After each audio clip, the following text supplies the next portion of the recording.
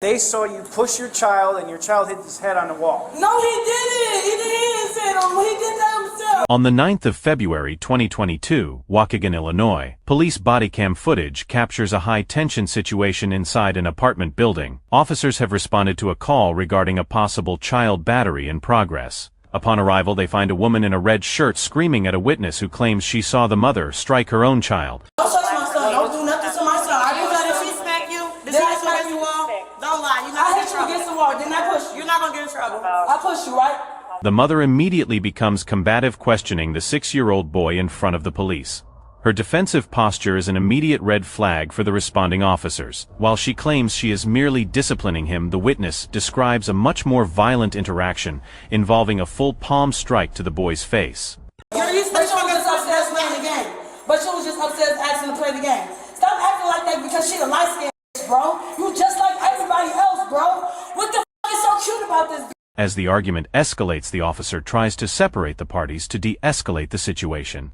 The mother's aggression is not just directed at the witness, but also at the officers trying to do their jobs. She continues to project blame, claiming that the bystander is lying and interfering in her personal family matters, while the child stands by looking visibly shaken. I could, but I'm on papers, bro. You know I'm on. G, you know, on my mom, you know. It's okay. Can I talk to you? This bitch want me in jail because she bald-headed. She low-headed. The mother's volatility continues to grow as she begins to pace the hallway and lash out with verbal threats. She appears more concerned with her own reputation and attacking the witness than the well-being of her son. This erratic behavior forces the officers to move the investigation into a separate room to get a clear statement from the child without his mother's intimidation. Real like I said, I'll snatch your every time I get my hair done, she get mad. Every time I get my hair done, you get mad.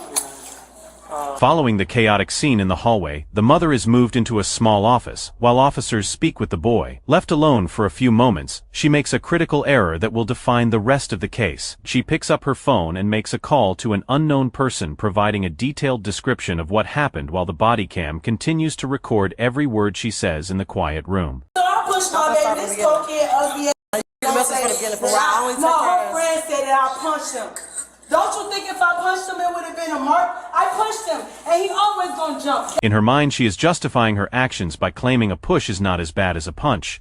However, her own admission of physical force against a young child provides the officers with exactly what they need to proceed. She continues to rant on the phone, describing her son's reaction to being shoved against the wall, showing a disturbing lack of empathy for the child's fear. That's what I do. I even do that at school when he pushing on other kids.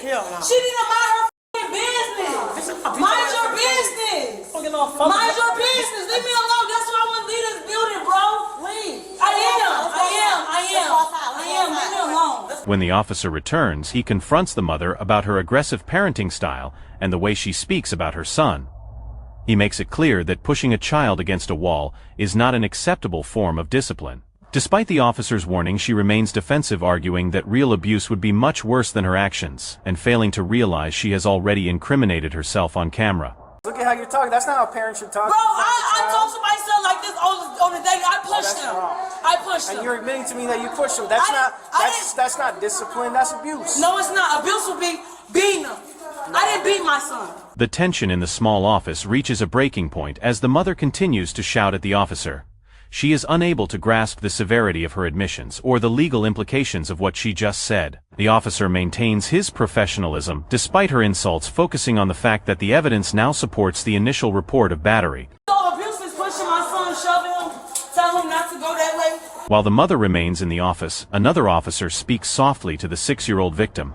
Away from his mother's aggressive influence, the boy finally feels safe enough to tell his side of the story.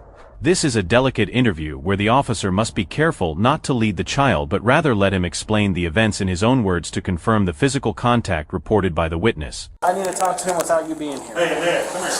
Bro, tell me what happened. She pushed you? How did she push you? Tell me. The boy confirms that his mother didn't just push him but struck him in the head as well. This detail matches the witness's account of a strike to the upper body and face. The officers now have a consistent story from the witness, the mother's accidental confession, and the victim's own testimony. It is a clear case of domestic battery, and the officers prepare to take final action. Are you hurt? Where does it hurt? Your head? Your mommy hit you in the head when she pushed you? Which part of your head hit the wall? Can you point to it on your head? Where did it hit? Where does it hurt? Point to it. Where does it hurt? Right there? There's great. Yeah, right. You scratch? No. I was tiger. The investigation concludes as the officer returns to inform the mother of the consequences of her actions. Her aggressive defense has not saved her, and the evidence gathered is overwhelming. The reality of the situation finally starts to sink in as she is placed in handcuffs and led out of the building while her son is taken into safe custody by social services. You gonna arrest me? I'm this close. Bro, If I don't get you, calm down. I'm calm. I'm calm. I'm not even gonna punch him or do nothing. I'm just gonna do whatever you want to do, bro. Justice is served as the suspect is officially charged with 4 counts of domestic battery. She is currently being held on a $35,000 bond as she awaits her court date. This footage serves as a reminder of the vital role that witnesses play in protecting vulnerable children and the thoroughness required by officers in complex domestic investigations.